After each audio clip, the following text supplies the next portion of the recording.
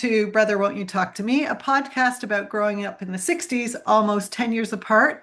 I'm Lee Rennick, podcast host and Women Tour, and I'm really delighted to welcome my brother, Rob Rennick, learner, teacher, mentor, and big brother to the show. Today, we're heading into podcast 4. We're talking about growing up in the 60s and just wanted to remind our viewers that anything we chat about are our own expressed views, and we just are sharing our thoughts about growing up in the 60s and what an amazing time it was. So welcome again to the show, Rob, to podcast 4.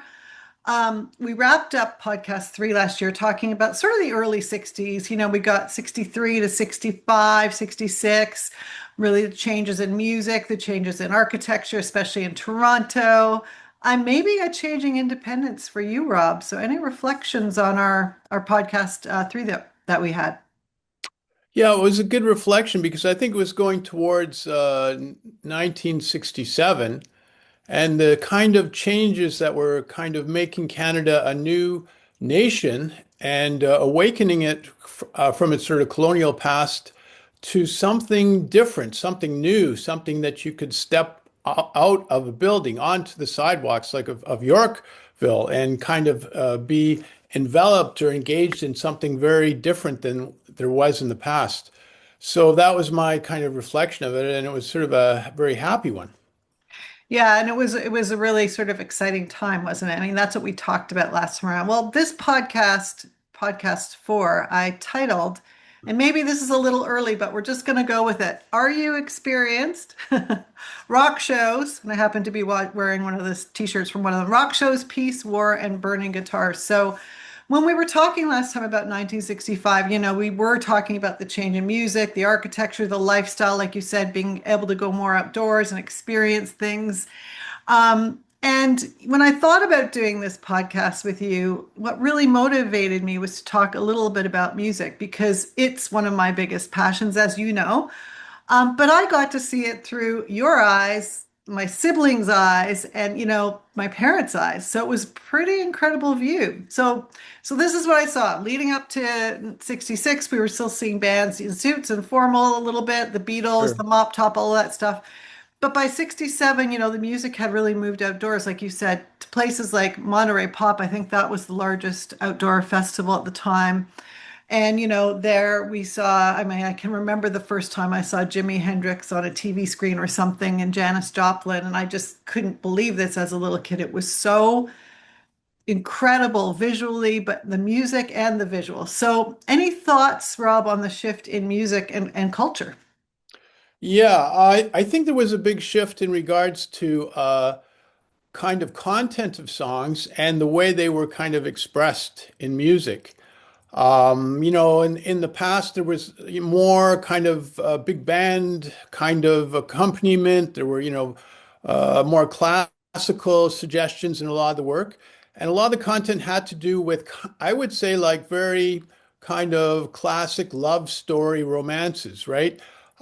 Stories about romance, fallen romance, things that had kind of a texture of maybe New York City or big city imagery in it. And even the rock and roll songs were about, falling in love, losing a partner, etc., the love story, triangles. But in the 67, there was something kind of more reflective and more kind of having to do with like what was around and what was changing in front of everybody's eyes. So it was much more about like I think introspection, looking at the person, our world inside of us, how in regards to how it changed and the changes around us. And of course, the presentations were kind of, as you said, extraordinarily different. They were outside in different types of, like you said, Monterey Pop or whatever, stadiums. They were very large, mass kind of development in music. So you had big stadiums having large concerts with lots of electric music, lots of electric sounds. And instead of kind of pop kind of love stories, there was these questions about existential ideas about life, A lot of protest songs because, of course, the Vietnam War was heating up, Yeah. and a lot of questions about like the world around us, especially with this new kind of instantaneous communication. Yeah. So, how are we experienced? How are we experienced? How do we experience things in this new Yeah. world? Like Jimi Hendrix, album was like a kind of part of that parcel. Yeah. Yeah. I'm getting goosebumps as you're talking about it. I mean, for me too, I think seeing women in rock like Grace Slick, Go Ask Alice, and like, I don't know if that was in 67, but around Janis Joplin, I mean, I remember sort of just, I mean, I don't know if I was a little kid, I was as cognizant of what was going on prior to that, but seeing that, and I think it also attached to color, right? Everything was in color. Like it just seems like our TV, we transitioned from this black and white, watching it to this color stuff, and then we saw it on the news, and then it was just these women who were just so free. They seemed so free that it sort of created maybe a sense of diversity for me and as to, how women present themselves. So it was, as a little kid, it was pretty empowering. Maybe that's why I love I would music so say, much. yeah, it was part of that diversity of different types of music and people singing that you wouldn't have heard before. Janis Joplin from a small place in Texas, you know, Yeah, coming up on stage with this kind of rock blues band and just flailing away with her lungs out. Joan Baez, yeah, with her connections to Spanish, yeah, etc. Grace Slick, in the Jefferson Airplane, Wailing Away. Uh, there were all those kinds of women that weren't really talking about love stories of fall in love, but yeah, talking about their experiences uh, yeah. being in this very dramatic, changeable world where there was more possibilities. Yeah, it Yeah. was pretty incredible to see. And we were growing up in Scarborough, which fondly is called Scarberia, right at the end of Scarborough, which was like massive fields and all of that stuff too. So there was this sort of contradiction, right, in a way of seeing sort of this collective power coming together and then where we were. So as we talked about, Mark Rock was moving from a more formal setting to these kind of outdoor massive festivals. So I would love to know, because at this point, 67, how old were you? 15 or 16? I don't know, but you can Yeah. tell me. But you basically, I saw as a little kid this sense of collective power. You had a lot of friends you hung out with. They would often come to our place. Maybe that's just becoming a teenager. But to me, as a little kid, it looked like there was this real sense of collective power with the youth too.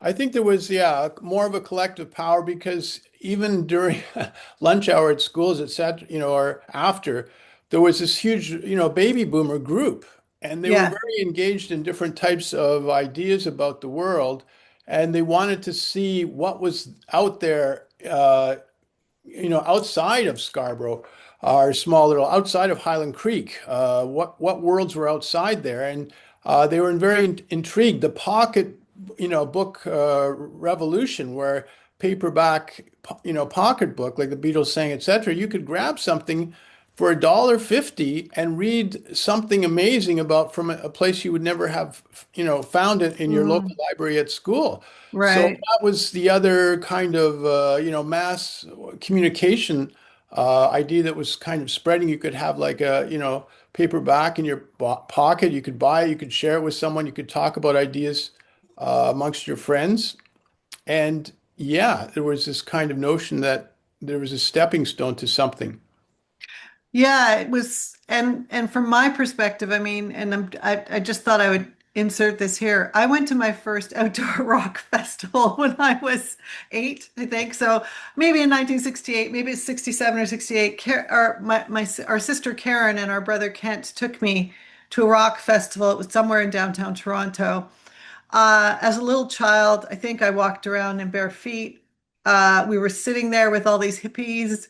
They had their headbands on, and then there was all sorts of like, music going on the stage. There were people who had taken drugs who were having bad drug experiences. Somebody was passing around a joint and they passed it to me, and my sister said, "No, she can't have that," But so it was like this whole way of seeing your group come together and sort of have this collective power that for me was just incredible to see because there weren't any parents sort of saying you can't do this or you can't do that. It was just this group of people coming together, sharing, loving music, hanging out, So it was really interesting to see. Sometimes I think it was one of the best experiences I've had, and sometimes I think it was one of the worst, being an 8-year-old, but it was there and it really opened my eyes up to the world and how people could communicate together.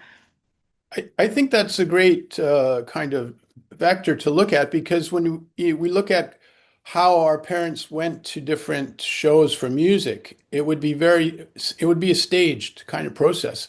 Yeah. They went to hear jazz, there'd be certain tables you'd have to make a reservation. If you went to a concert, there were certain seats you would have to take, etc. And there was a certain protocol to go and listen to music, etc. You're supposed to understand and be trained for, really. But to step on a field where there Yeah. were like thousands of people and there were no seats, your seat was like to find your place in that Yeah, crowd and sit beside someone you didn't know that's and might right. move and it might be older than you by, I don't know, 10 or years older, or it might be a little bit younger. And Being involved in that kind of collective, right? That big kind of hive was something very, very different than I think our parents' generation or even our grandparents wouldn't even recognize it really. Yeah, it was really incredible. I mean, Right? I can't believe I had that experience, and there were so many more. But at the same time, while all of this was going on, and the collectiveness that we're talking about, and people coming together, especially in your age group, we had a shadow living over our world, which was the Vietnam War, and you just had mentioned that. And I wanted to talk about it a little bit because it really was in the shadows in Canada. You know, our TV was central to any household, I think, or the radio. You would always hear news, the daily news about the Vietnam War. I remember watching TV and seeing young men, you're just a bit older than you, right? Going on these fields, the mud, the terrible, terrible how it looked on television. By 66 in the US, the draft was looming, over every young man in America. So I was wondering, as a young man yourself, how, you related to it. And then also you'd mentioned to me a little while back a story about our own family. So I was wondering if you could share sort of what it meant to see that and how maybe it did impact our own family. Yeah, the war in Vietnam was a really kind of interesting American and Canadian kind of historical juncture because our Prime Minister Pearson didn't really agree with the war and didn't support the Americans at all in regards to the war. And it was sort of animosity between America, Lyndon Johnson, and Pearson about that issue. For Canadians, the idea of Canada was a middle power, to have peacekeepers around the world in Cyprus, etc. Yeah, So this invasion of the colonial invasion, really of Vietnam, was something that I think for a lot of my generation were really not what was I guess angry about, right? We were idealistic and thought like this shouldn't really happen. And when Americans started to bomb instead of, using their troops because their troops were being decimated and then starting to bomb, and at that time journalists could go right into the field. Today they can't, right? right. So they're so limited in what they can do. But in the 60s and 70s, they were right there taking these very, very what graphic Yeah, photographs of what and also emotional videos of soldiers being, airlifted out, et cetera, et cetera. And it was like this power, I mean, Vietnam, a country which, had I don't know how many millions of population and not really that powerful at all, was try to create something, their own independence against this huge, elephant that was there trying to trample them down. And it was a very kind of emotional thing, especially to see on television. yeah. It's involved in a lot of protests. And I think in 1967, there was a huge one with Martin Luther King in Washington, and there were pop stars involved in it. And Hmm.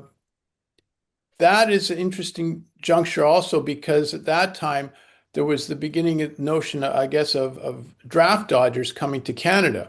Yeah, Uh, they said no to the draft, they would burn their draft cards. The draft card, there were images of on television, the burning draft cards. And then they came to larger big cities like Montreal and Toronto. And a lot of them were very kind of middle class, but there were a lot of also intellectuals like Jane Jacobs, whose family Yeah. came here and, kind of enlivened the culture of Toronto and Canada as well. The story I have to tell really about our family is that we had cousins in Philadelphia, and there was a cousin I had, Stephen. He was the same age as I was, and his mother was very concerned about the draft. And so I think from the ages from about 15 to maybe 17, he did come up to Canada to visit us a number of times. Came up to 1967 for Expo, which we should really talk about. Yeah. And his mother said to us, like, if he's drafted, he's coming to Canada. We're not going to put him in the meat grinder in Vietnam. We're going to have him here. Will you have him, Yeah. right? And Yeah. so that was a real consideration there. That was something very real that, these young boys, some of them like 18, et cetera, 19, were going there and coming back with horrible trauma and horrible injuries. Some of them didn't come back. And there was that huge protest, like, how can you take these sons out of your home into this war, which really is about just, I don't know, colonial power, Yeah. nothing more.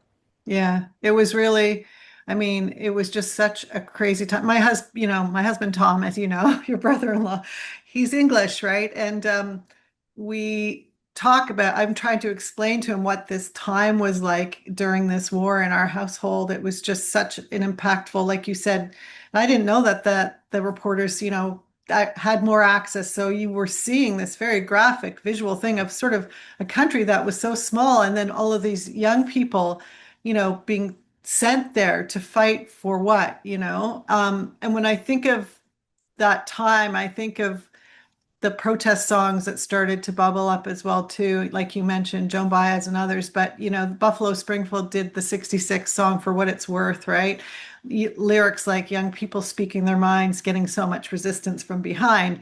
When you hear that song, I'm getting goosebumps. It is about the young people coming together collectively, but getting all this resistance from another generation who's putting them at risk, putting them into war. It was just such an impactful time. I don't know if you have any other thoughts around it. Well, Country Joe and the Fish, I think Oh he just yeah, passed away. He had the, what are we fighting for in yeah, Vietnam?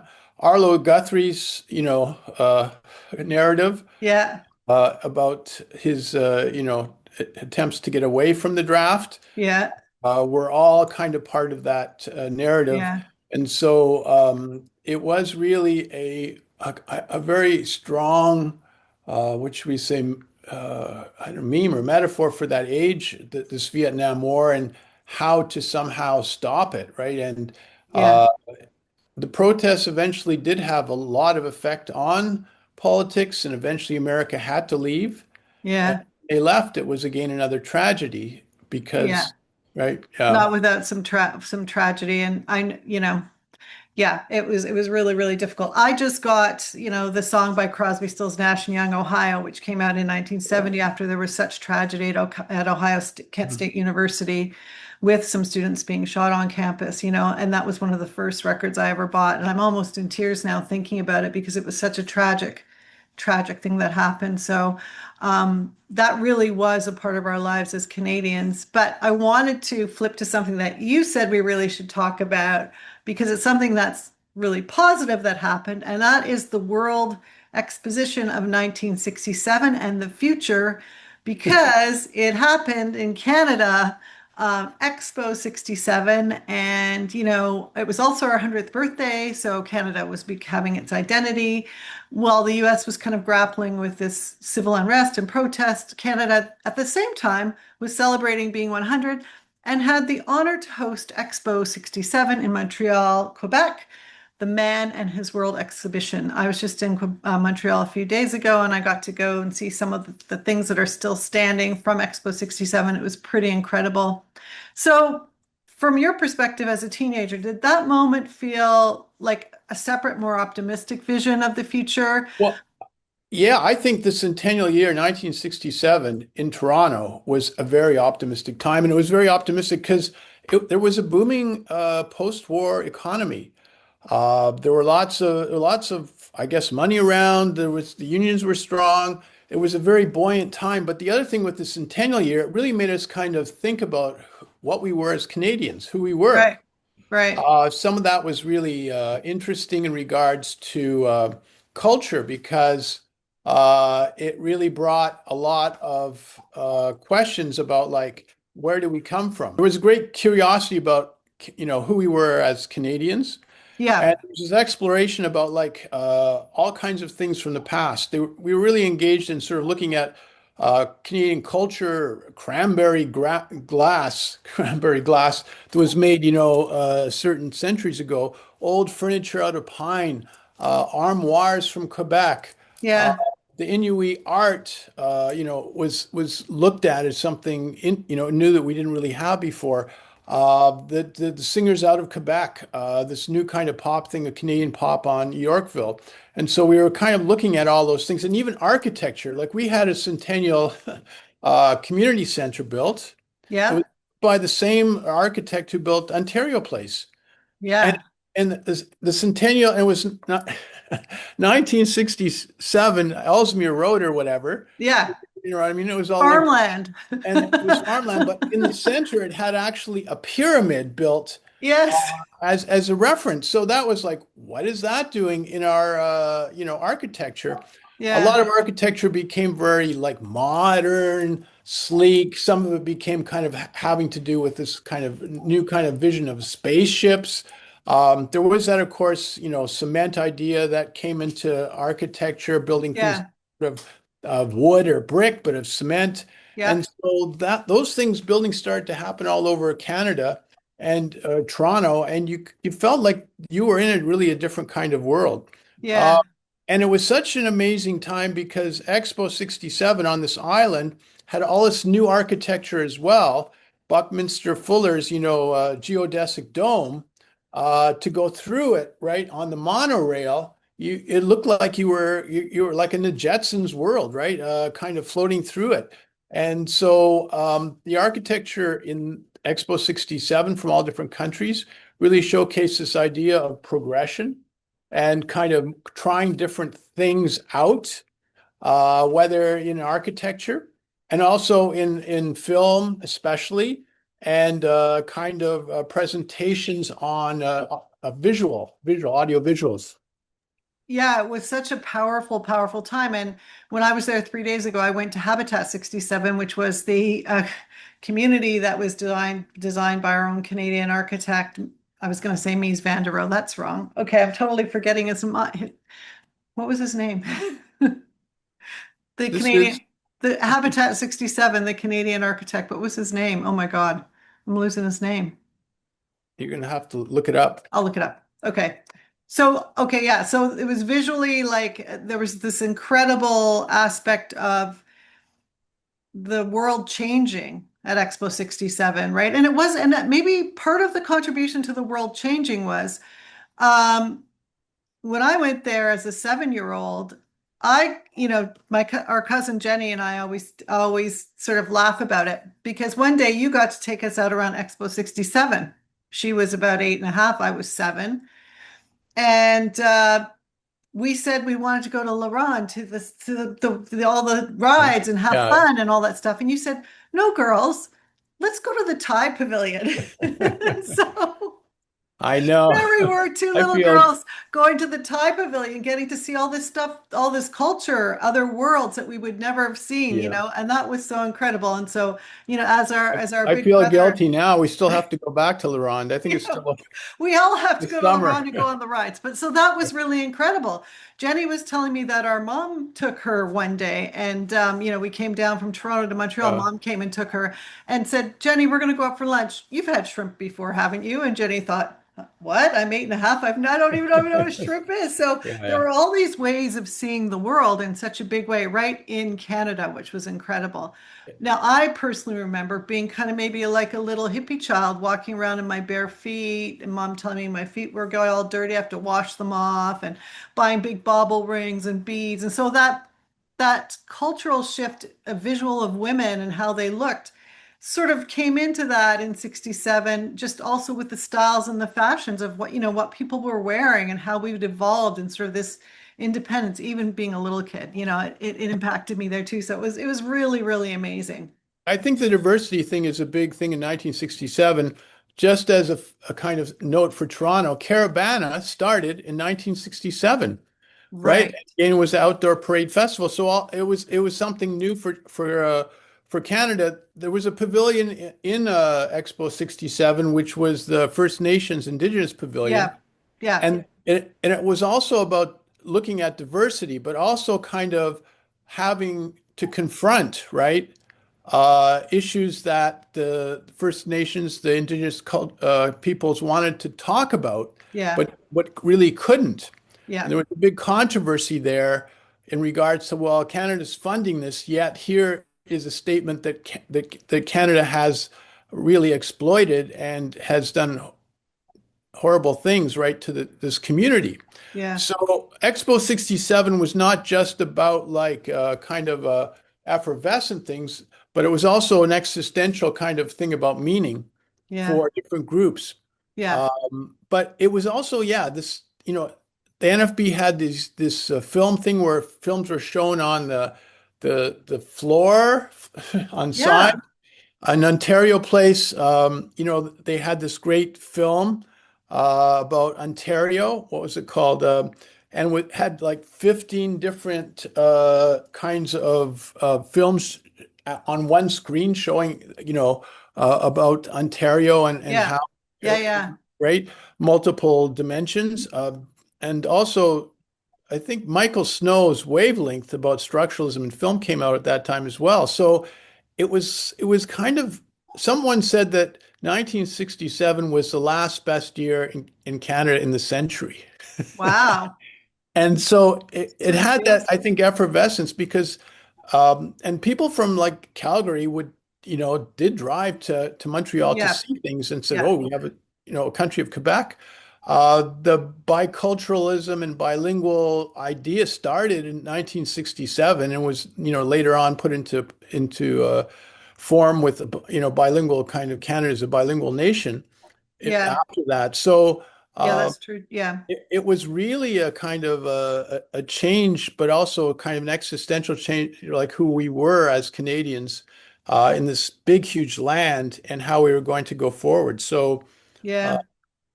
I don't know. I tasted spruce beer in Quebec. I never had spruce beer because it was a local thing.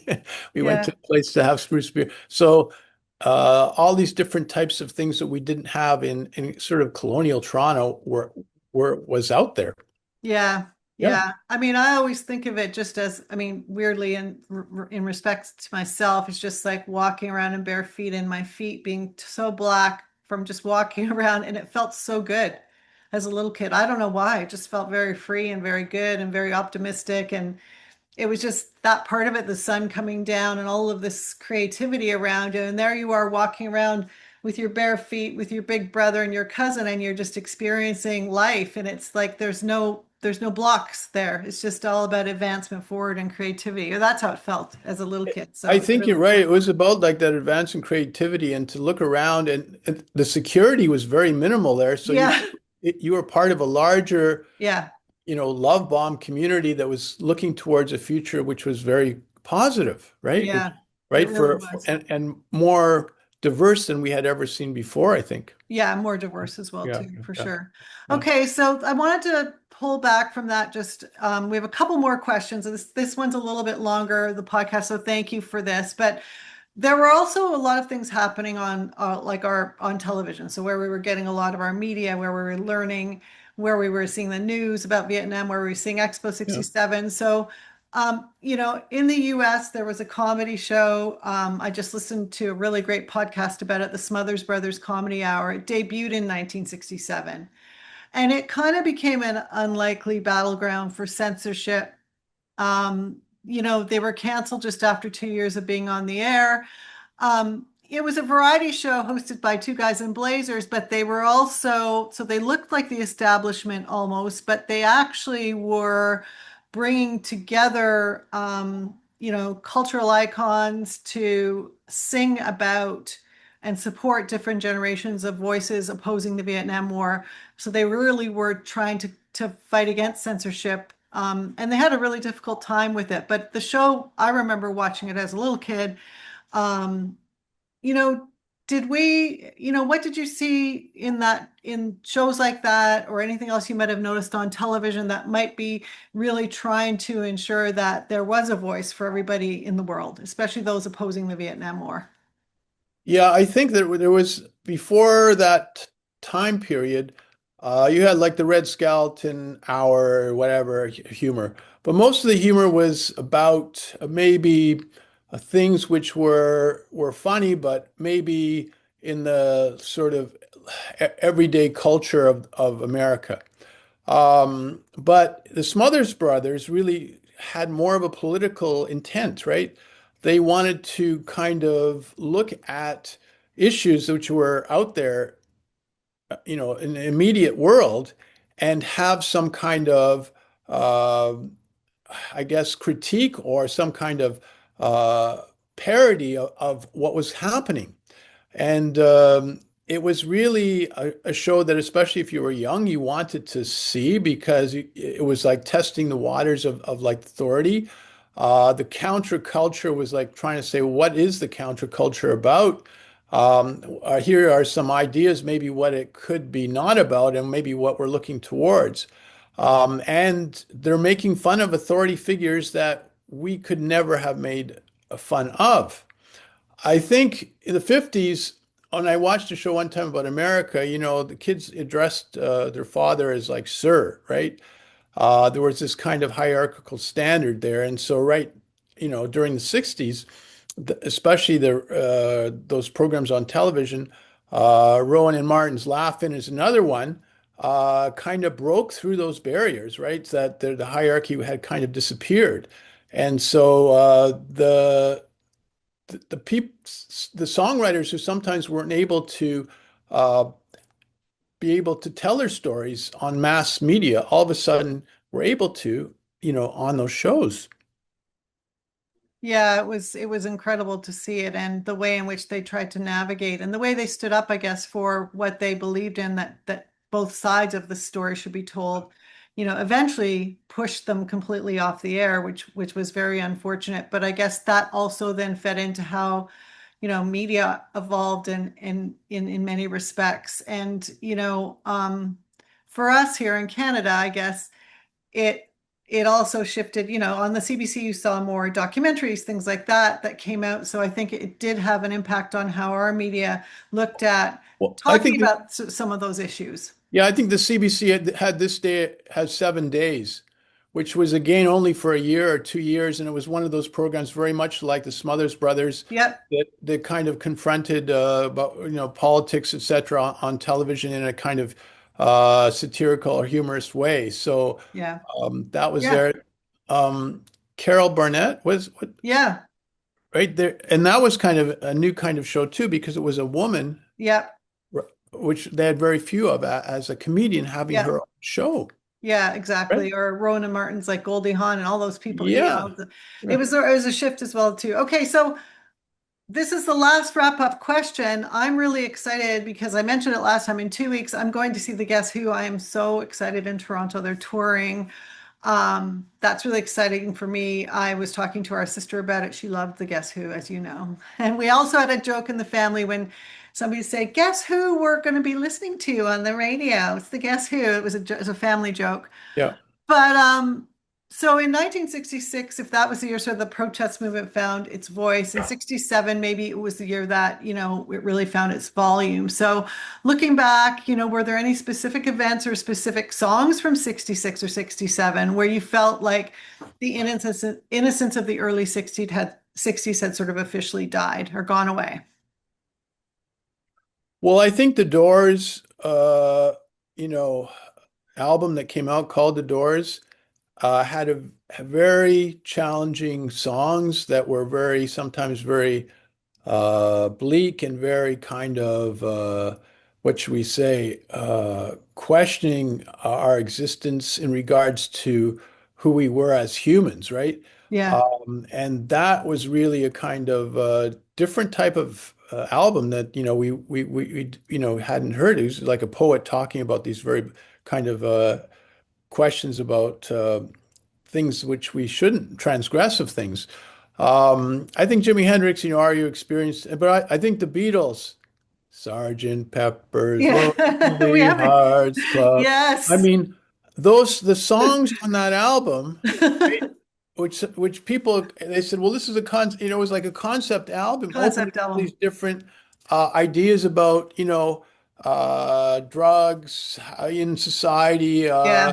loneliness in Yeah. society, kind of how to have agency in our world, was in that album, right? It was like an Yeah. amazing kind of a Baroque kind of spin going round and round about those questions. It was incredible, and actually, I can attest to say that in 1968 or whenever, when there was the rumor that Paul McCartney was dead, and the inside of the album had like they were standing around, it looked like a funeral and things like that. And when I went, actually clipped the newspaper article out of the paper and went to show and tell at class and told the class that, I was reporting on the fact that Paul McCartney might be dead. The teacher told me that that was not news. And so that goes almost into what we, again, that difference between how the formal structure of education was happening and how we were being educated in a way, outside of school and outside of those very formal things. And Yeah. I'm pissed off that the teacher told me to sit back down because it actually wasn't news, even though it was in the Toronto Star. So that was kind of interesting for me too. So, and I want to talk about the Beatles. Our parents, our household changed. Our parents started getting into yoga, meditation. We had a guru come to our house once who talked to me about horseback riding. So everything was changing dramatically. So I'm really excited to cover that off in our next episode, podcast 5. But any other thoughts as we wrap up this one on how we continue to evolve in the 60s? Well, again, I would say 67 was kind of a very, that was what was it called? The Summer of Love in San Francisco. We had Expo 67, our Summer of Love. And in hockey in Canada, the Maple Leafs won their last Stanley Cup. So That's though all right. those things were at a crescendo, and I think as we go towards the 70s, there's a kind of what should we say, a little repose on like thinking about like those things, but also more challenges in the world and having to deal with the, I guess, accumulation of change so quickly, how that kind of affected all families in Canada, because I Yeah. think it really did. Yeah. People on our street in Highland Creek, all families were kind of somehow affected by that 1967. Some that had very, became very engaged in it and successful. Others had a lot of different problems and difficulties because of it. Yeah, it's interesting. Yeah, having just referenced our own family and how, the whole hippie thing came in and meditation and yoga and sort of this huge familial transition, which was sort of I never thought something like that could happen. Yeah, Maybe in other generations it did, but this generation, it seems to me, because I lived it and I was a little kid going through it, it just seems so like a massive transformation in the world. it was. All And right. yeah. Okay, well, let's leave it at that. Thank you so much again for doing this today. I really appreciate it and can't wait to move on to 1968 and talk about I mean, I think we'll have to spend a whole podcast just talking about 1968 as well. Om Shanti, Om Shanti. Okay, Om Shanti. Thanks, Rob. Till next. Till next time. Yeah. Hey everyone. Thanks for listening to and watching Brother Won't You Talk to Me. Don't forget to like, comment, share, and subscribe.